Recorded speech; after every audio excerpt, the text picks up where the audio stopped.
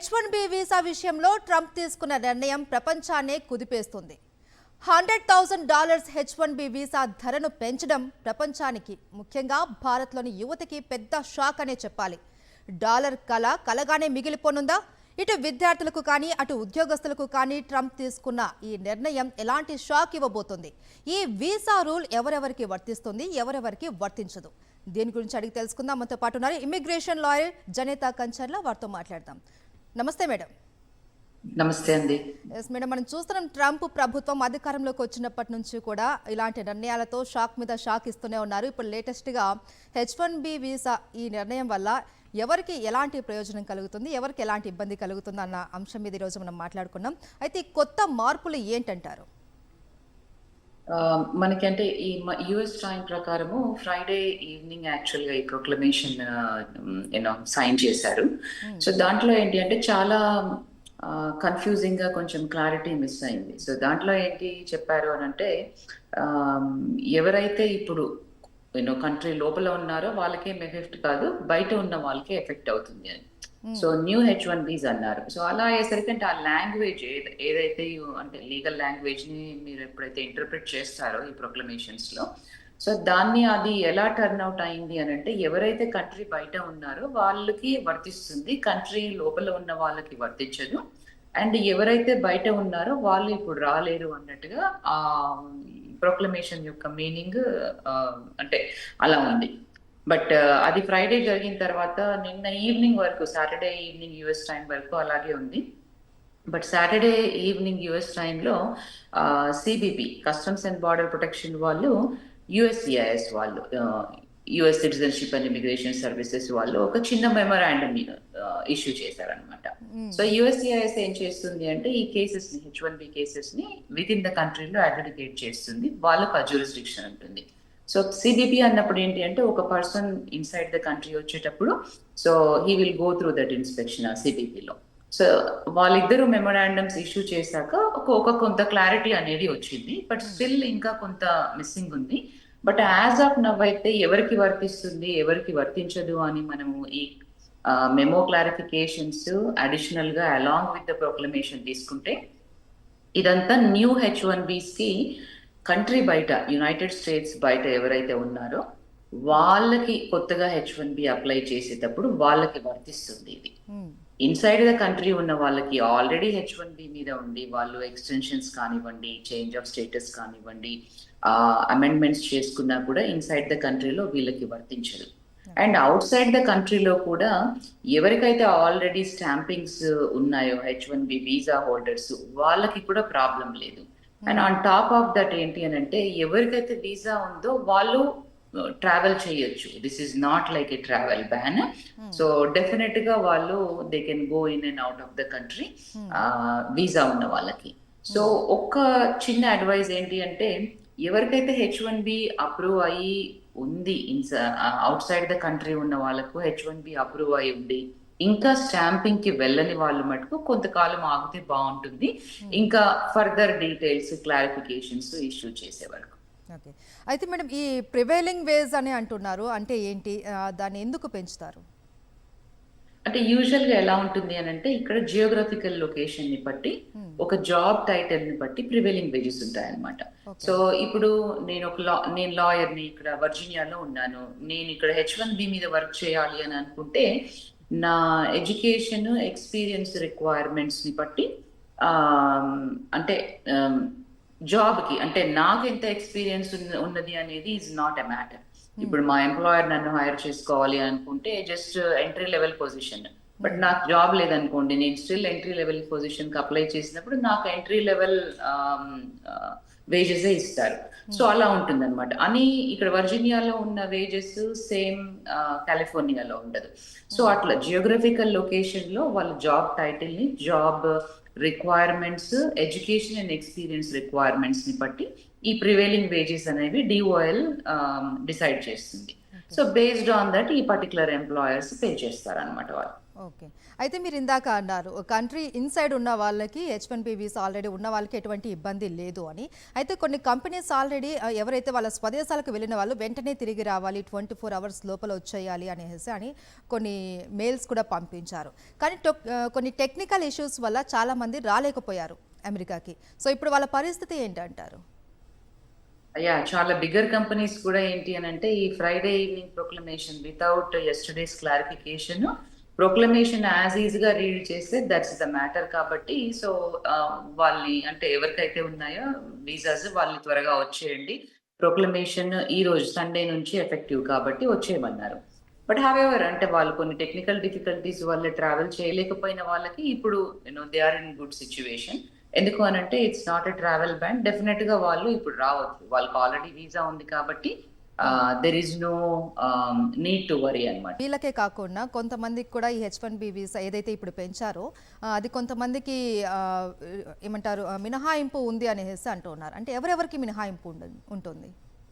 మినహాయింపు అనేది చాలా క్లియర్ గా అంటే వీళ్ళకి వర్తిస్తుంది అని చెప్పలేదు. బట్ నేషనల్ ఇంట్రెస్ట్ లో ఎవరైతే ఉంటారో అంటే వెరీ ఇంపార్టెంట్ అంటే అమెరికన్ ఇంట్రెస్ట్ లో ఎవరు వర్క్ చేస్తారో అది నేషనల్ ఇంట్రెస్ట్ ఒక యునిక్ ప్రాజెక్ట్ మీద వర్క్ చేసే వాళ్ళకి అలాంటి వాళ్ళకి ఎగ్జంప్షన్స్ అది కూడా కేస్ బై కేస్ అనాలిసిస్ చేసి ఆ ఎగ్జంప్షన్స్ అప్లై చేస్తారు as long as there is no threat to the country. Trump అక్కడ ఎలాంటి నిర్ణయం తీసుకున్నా ఇద్దరు బాగా ఎఫెక్ట్ అవుతారు. ఒకళ్ళు ఏంటంటే జాబర్స్, ఇంకొకళ్ళు వచ్చేసి స్టూడెంట్స్. సో ఈ స్టూడెంట్స్ పరిస్థితి ఎలా ఉంటుంది ఏంటండి? ప్రస్తుతానికైతే ఐ డోంట్ థింక్ అంటే స్టూడెంట్స్ ఇన్సైడ్ ద కంట్రీ ఉన్న వాళ్ళకి ఏమి ఛాలెంజెస్ లేవు యాజ్ లాంగ్ యాజ్ వాళ్ళు ప్రాపర్ గా రూల్స్ కి కంప్లై అయ్యి ఇక్కడ చదువుకొని వర్క్ చేసుకొని రూల్స్ కి కంప్లై ఉన్నంత వరకు they don't have a problem. However job market is not that great right now, but ఎప్పుడు ఇలాగే ఉంటుంది అనుకోలేము, it will improve eventually. And వాళ్ళు H1B కి వచ్చి అప్లై చేసుకొని మళ్ళీ H1Bs కి రావాలి అని అంటే కూడా ఇన్సైడ్ ద కంట్రీ ఉంటే దే షుడ్ బి గుడ్. అయితే మేడం ఈ వీసా విషయంలో ఏదైతే ఇప్పుడు మార్పు వచ్చిందో ఇది ఓన్లీ 1 year మాత్రమే ఉంటుంది, తర్వాత మార్పులు ఉంటాయనేసి చెప్తూ ఉన్నారు. ఇది ఎంతవరకు నిజమంటారు? అంటే మనం ప్రొక్లమేషన్ లాంగ్వేజ్ చూస్తే ఏంటి అని అంటే ఇది 1 year వరకు వ్యాలిడిటీ ఉంటుంది అన్లెస్ ఎక్స్టెండ్ చేస్తే తప్ప. సో దాంట్లో ఒక స్పెసిఫిక్ ఏంటి అని అంటే న్యూ లాటరీ యూజువల్గా 2026 మార్చ్ లో ఉంటుంది. ఆ లాటరీ అయినాక 30 days లో attorney general and then department of homeland security secretary and అట్లాగే ది డిఓఎల్ సెక్రటరీ వీళ్ళందరూ కలిసి ఒక ఇన్పుట్ ఇవ్వాలి ప్రెసిడెంట్ కి. So based on that input they will decide whether to keep this one in place, extend చేయాలా లేదా అనేది based on their recommendations they will decide. అయితే ఇప్పటికీ మనం కొన్ని చూడొచ్చు, ట్రంప్ తీసుకున్న కొన్ని నిర్ణయాలను ఛాలెంజ్ చేయడం కోర్టులో, అక్కడ నుంచి కూడా కొద్దిగా ఫేవర్గా రావడం మన వాళ్ళందరికీ కూడా మనం చూసాం. మరి ఈ విషయంలో ఏమైనా ఛాలెంజింగ్ వెళ్ళే అవకాశాలు ఉన్నాయా? పాసిబిలిటీ ఉందండి డెఫినెట్ గా. ఎందుకంటే ఇంతకు ముందు కూడా మనం కొన్ని ప్రొక్లమేషన్స్ ఆయన ఫస్ట్ టర్మ్ లో చూస్తే ఇట్లా ముస్లిం కంట్రీస్ ని బ్యాన్ చేసినప్పుడు కూడా లా సూట్స్ వచ్చాయి. రీసెంట్ గా మనకి F1 కూడా అయినప్పుడు కూడా లా సూట్స్ ఫైల్ చేశారు. సో డెఫినెట్ గా this proclamation will be challenged in the courts and then maybe they will go back and rewrite it with some clarity. అయితే మనం ఇప్పటివరకు కూడా మనకు ఈ H1B వీసాకు సంబంధించిన ఇంటర్వ్యూస్ చాలా కష్టతరం అనేసి అనుకుంటూ ఉంటారు. కానీ ఇప్పుడు ఈ నిర్ణయం వల్ల ఇంకా కష్టతరంగా మారే అవకాశాలు ఏమైనా ఉన్నాయా? ఈ ఇంటర్వ్యూ ప్రాసెస్ ఏమైనా చేంజెస్ అవుతాయా? ఇంటర్వ్యూ ప్రాసెస్ లో ఏం చేంజెస్ లేవు యాజ్ లాంగ్ యాజ్ ఇప్పుడు కొత్త H1Bc 100K ఏదైతే అప్లికబుల్ అంటున్నారో సో అది ఎంప్లాయర్ పే చేస్తారు. సో మనకి అంటే ఫస్ట్ ఇనిషియల్ గా వచ్చిన ప్రెస్ కాన్ఫరెన్స్ లో ఎవ్రీ ఇయర్ పే చేయాలి అని అన్నారు, but this is a one time fee అని ప్రెస్ సెక్రటరీ చెప్పారు. So we still have to have a clarification on that, but I don't think there are any changes in the interview. So ఒకటి ఏంటి అని అంటే as long as job opportunity available ఉంటే United states లో they should be good and a very talented person అనుకున్నప్పుడే they will hire that particular person. అయితే మన Indian software companies కూడా అమెరికాలో చాలానే ఉన్నాయి. సో వాటికి ఎలాంటి నష్టం రాబోతుంది ఈ విధానాల వల్ల? అంటే అమెరికాలో ఉన్నటువంటి కంపెనీస్ కూడా ఏమైనా నష్టాలు వచ్చే అవకాశం ఉందంటారా?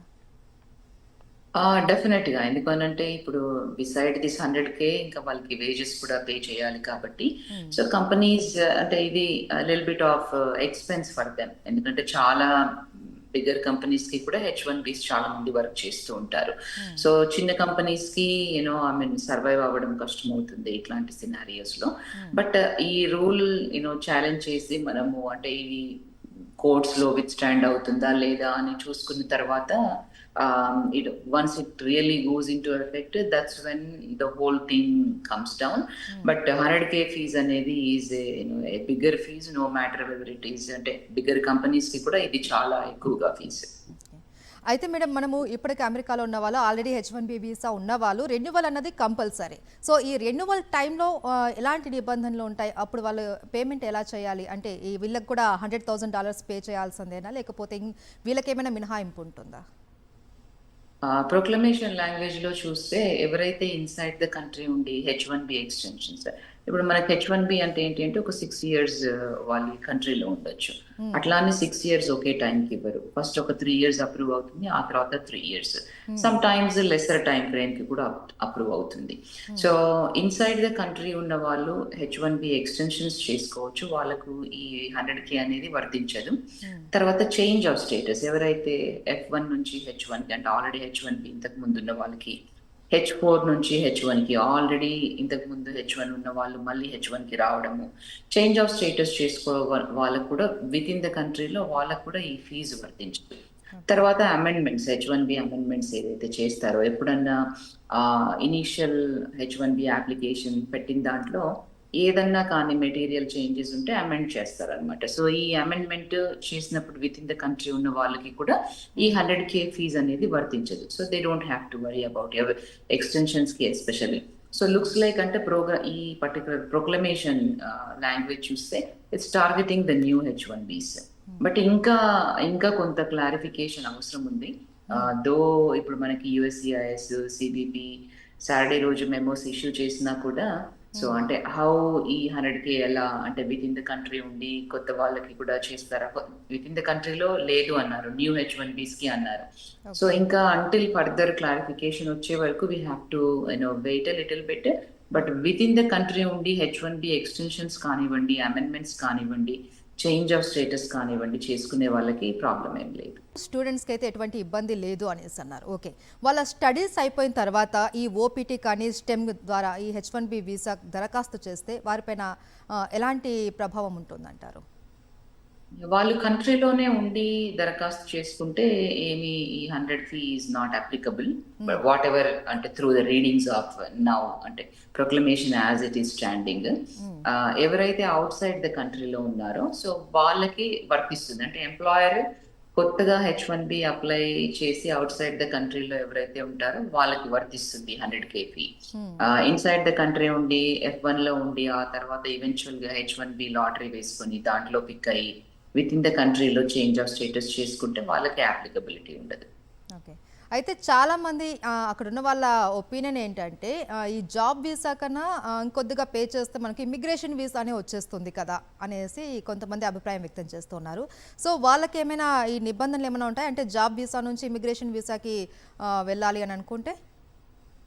అంటే ఇమిగ్రేషన్ వీసా అంటే ఐ గెస్ మీరు ఇన్వెస్ట్‌మెంట్ వీసాస్ గురించి మాట్లాడుతున్నట్టున్నారు. Yes. So of course investment visas వాళ్ళకి అలా ఫైనాన్షియల్ ఎబిలిటీ ఉండి ఆ రౌట్‌లో వెళ్ళాలి అనుకుంటే that would be the best case scenario hmm. Investment visas.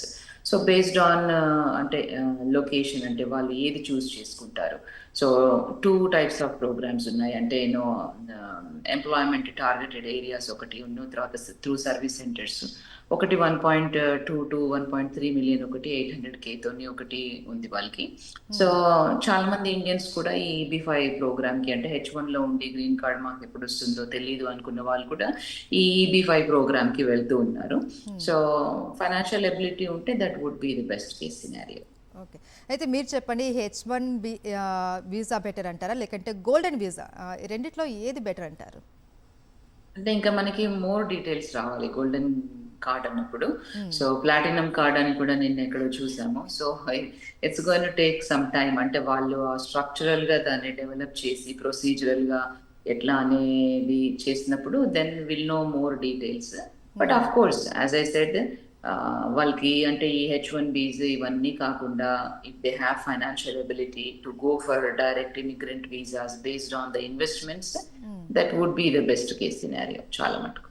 Okay, right. ఇప్పుడు ఈ H1B వీసా మీద ఎవరైతే అమెరికాకు వస్తారో, ఇఫ్ ఇన్ కేస్ ఈ $100,000 పే చేసి అక్కడికి వచ్చి ఆ కంపెనీలో జాబ్కి వాళ్ళు జాయిన్ అయిన తర్వాత వాళ్ళ శాలరీ కూడా అదే స్థాయిలో ఉంటుంది అనేసి వింటున్నాం. అది ఎంతవరకు నిజమంటారు? That particular person is very talented, ఆ పర్టికులర్ పొజిషన్ ని ఫిల్ చేయడానికి వస్తున్నారు కాబట్టి డెఫినెట్ గా వేజెస్ అలా ఉంటాయి. బట్ ఇందాక నేను చెప్పినట్టు వేజెస్ ఏంటి అంటే బేస్డ్ ఆన్ ద రిక్వైర్మెంట్స్ ని బట్టి.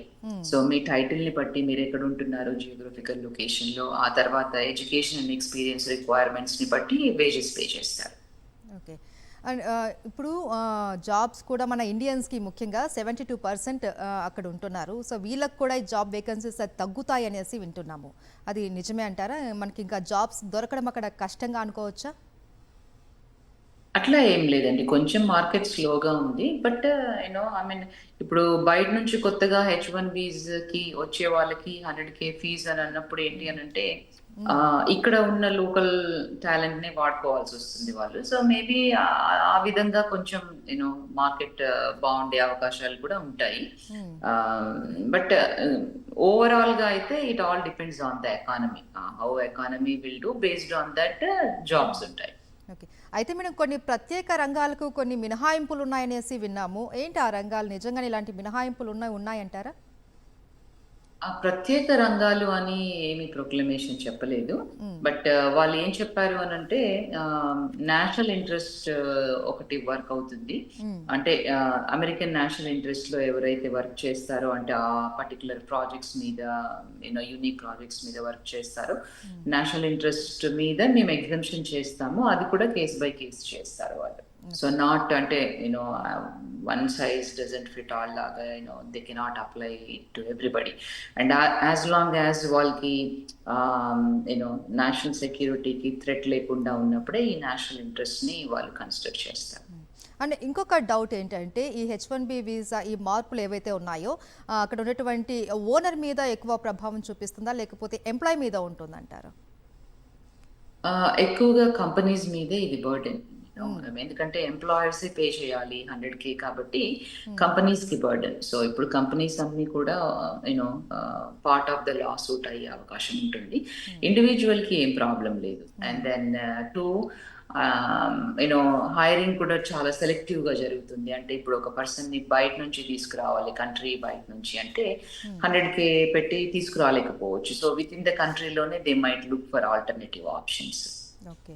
ఇప్పుడు ఈ $100,000 పే చేసి H1B వీసా మీద రావాలి అని అనుకుంటున్న స్టూడెంట్స్ ఓన్లీ ఈ మనీ పే చేస్తే సరిపోతుందా, లేకపోతే ఇంకేమైనా కొత్త రూల్స్ ఏమన్నా దీంతో పాటు తీసుకొచ్చారా? ఇది స్టూడెంట్స్ పే చేసేది కాదు. ఈ 100K అనేది ఎంప్లాయర్ పే చేస్తాడు. స్టూడెంట్స్ అంటే ఈ H1B వీసా ఇప్పుడు నేను అపియర్ అవుతున్నాను, నాకు నన్ను హైర్ చేసుకుంటున్నారు వాళ్ళు, నేను కట్టను, నా తరఫున కంపెనీ కడుతుంది. సో అండ్ నాకు ఇన్ అడిషన్ టు దట్ మళ్ళీ నా రెగ్యులర్ శాలరీ నాకు ఇస్తారు. సో అట్లా అనమాట. ఎగ్జాంపుల్ ఇక్కడ మనకి లోకల్లో అమెరికన్స్ వర్కర్స్ ఎవరు దొరకపోయినప్పుడు ఈ H1B ప్రోగ్రామ్ కింద అవుట్ సైడ్ ద కంట్రీ నుంచి తీసుకొస్తారనమాట యూజువల్ గా. That's how the program is designed. And ఈ ప్రోగ్రామ్ ఈజ్ అప్రూవ్డ్, అంటే ఈ పర్టికులర్ ప్రోగ్రామ్ ని అంతా కూడా కాంగ్రెస్ అప్రూవ్ చేసింది. సో ఇప్పుడు దీనికి మ్యాండేటరీగా ఏమన్నా అంటే బేసిక్ చేంజెస్ చేయాలి అన్నా కూడా it has to go through that congressional process. But however ఈ అడిషనల్ గా ఈ ఫీ రిక్వైర్మెంట్స్ ఇవన్నీ కూడా maybe whether the president will have that kind of authority soon we will know once they challenge this proclamation in the court. But basic rules always remains the same. So ఇక్కడ లోకల్లో ఎవరైతే American workers available లేరు work చేయడానికి అనుకున్నప్పుడు మాత్రమే then they will hire the foreign talent. Okay. అయితే ఈ H1B visa and H4 visa ఈ రెండింటి మధ్య డిఫరెన్స్ ఏంటంటారు?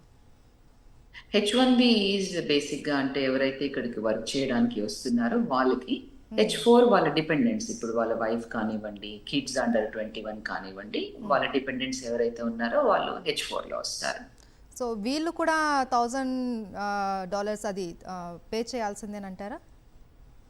వీళ్ళకి H4కి వర్తించదు ఈ ఫీజు. సో ఓన్లీ మనకి ప్రొక్లమేషన్ చాలా క్లియర్ గా చెప్తుంది. This is only for H1s.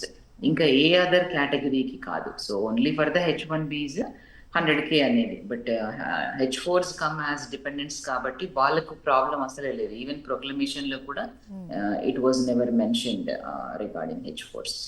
Okay, right. ఇప్పుడు చాలామంది మేము అమెరికాకి వెళ్ళాలా వద్దా, వెళ్తే పరిస్థితి ఏంటి, ఇదే సందేహం ఉంది. అక్కడికి రావాలి, అక్కడ జాబ్ చేయాలి అనేది.